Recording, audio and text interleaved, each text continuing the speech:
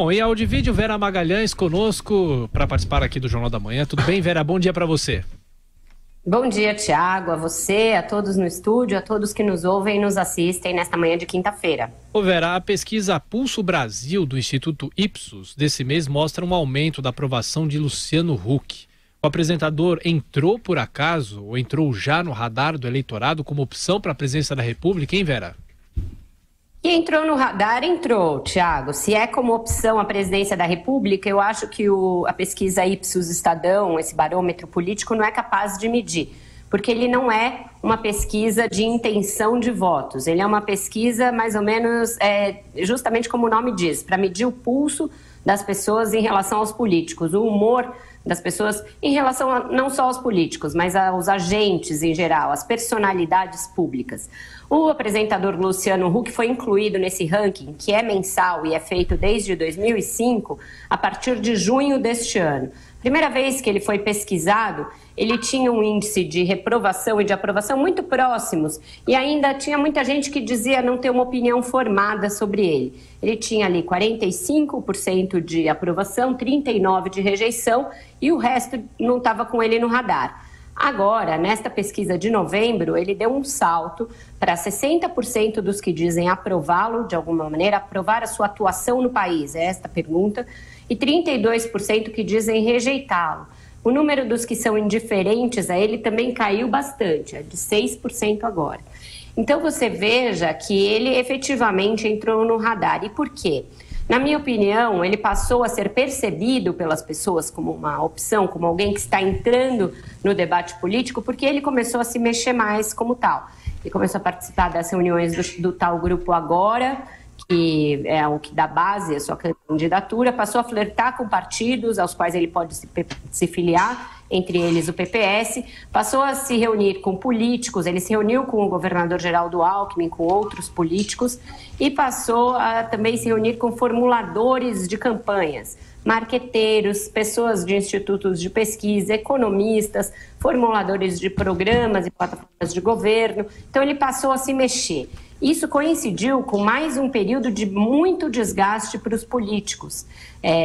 Coincidiu com o arquivamento da segunda denúncia contra o presidente Michel Temer, com a decisão do Senado, que reformou a outra decisão do Supremo, que tinha afastado o senador Aécio Neves do mandato, e com essa lambança final aí do Rio de Janeiro, em que 3 deputados estaduais foram presos, depois liberados pela Alerj. Então, o mau humor com os políticos resta evidente no resto da pesquisa. Ele se beneficia um pouco disso e dessa tal procura pelo novo, pelo não político. Com a saída de cena do prefeito João Dória, que deu uma esfriada na pré-campanha, ele ocupa mais ou menos esse espaço de um centro que não é nem estridente demais à direita nem à esquerda, mas que também é um novo, visto como um novo aí na política. Se isso vai reverter em alguma intenção de voto, é muito, muito cedo para falar, Tiago. A gente não sabe se ele vai conseguir levar a cabo essas tratativas para ser candidato, a gente não sabe por que partido, portanto, se será um partido estruturado ou não, ou como ele vai resistir às primeiras lambadas que ele começar a levar. Uma vez que a pessoa se lança como candidato, ela passa a ser escrutinada pela imprensa, pelo eleitor, pelos adversários. Então a gente ainda não testou Luciano Huck diante desses outros fatores, mas o fato é que é isso, ele começa a ser percebido pelo eleitorado. Berço ele tem, viu, Vera? O pai dele é o ilustre e professor Hermes Marcelo Huck, titular de Direito Internacional Privado da São Francisco.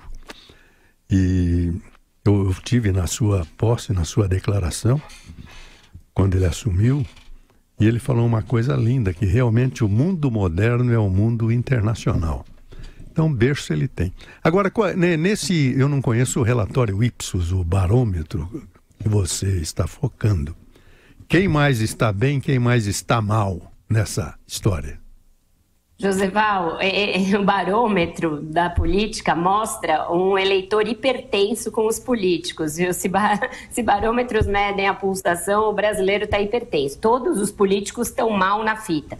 Os que aparecem bem, os 3 únicos que têm popularidade, ou seja, aprovação maior do que rejeição, são o próprio Luciano Huck, o ex-ministro Joaquim Barbosa e o juiz Sérgio Moro. Desses 3, 2 flertam com candidaturas, que são Barbosa e Huck, mas o juiz Sérgio Moro já disse não será candidato, já reafirmou isso algumas vezes. Entre os políticos, os campeões de rejeição são, de longe, o presidente Michel Temer, que tem 95% de desaprovação, só 3%, só 3 ou 4%. Pois é, tá mal na fita. 3% de aprovação e outros... Tá caindo, né? Era 4, tá caindo. Pois é. E em seguida vem o Aécio Neves e logo em seguida Eduardo Cunha, o trio parada dura da rejeição. Mas o Aécio e o Temer hoje são mais rejeitados que o Cunha.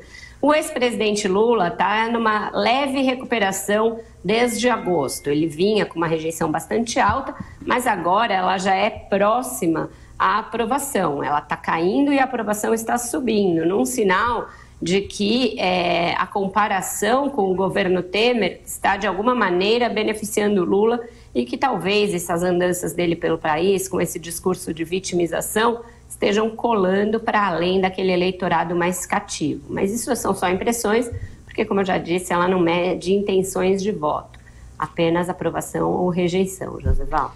Vera Magalhães, que volta às 5 da tarde no 3 em 1 com toda a nossa equipe, a MFM por imagens na internet. Vera, bom dia, bom trabalho para você e até mais tarde. Um bom dia para vocês também, um excelente trabalho para vocês aí no Jornal da Manhã.